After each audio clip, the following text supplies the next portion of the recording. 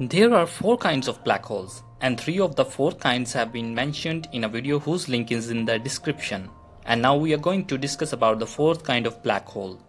These black holes are called miniature black holes, mini black holes, micro black holes, or quantum mechanical black holes. But these are hypothetical entities, and the concept of these black holes was given by Stephen Hawking in 1971. Unlike supermassive, intermediate and stellar mass black holes, which are formed by collapse of giant stars, mini black holes are thought to be formed during Big Bang. That's why they are known as primordial black holes. The size of a mini black hole is almost the size of a proton, a subatomic particle.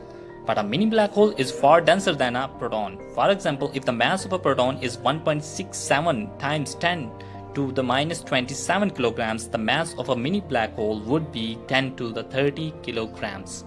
As you have learned basic things about primordial black holes, so let's move to the main topic of this video.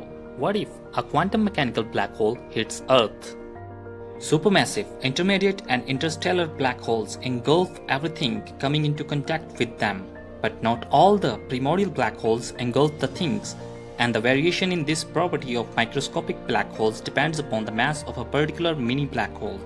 So we have 2 classes of miniature black holes, and both these classes would cause different effects on Earth if they found it. Group 1 has mini black holes with a mass 10 to the power 12 to 10 to the power 14 kilograms. These black holes don't engulf the things coming into contact with them. So if a quantum mechanical black hole with mass 10 to the power 12 to 10 to the power 14 kilograms finds Earth in its range, instead of destroying Earth, it will cause Earth to revolve around it.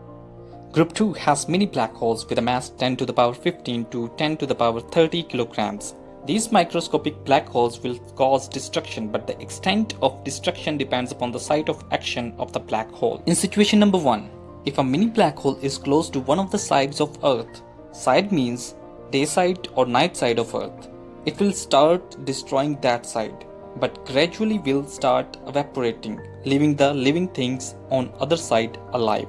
In situation number 2, if the mini black hole gets its way into the core of the Earth, it will start engulfing Earth slowly, and at the end, the whole planet will be lost.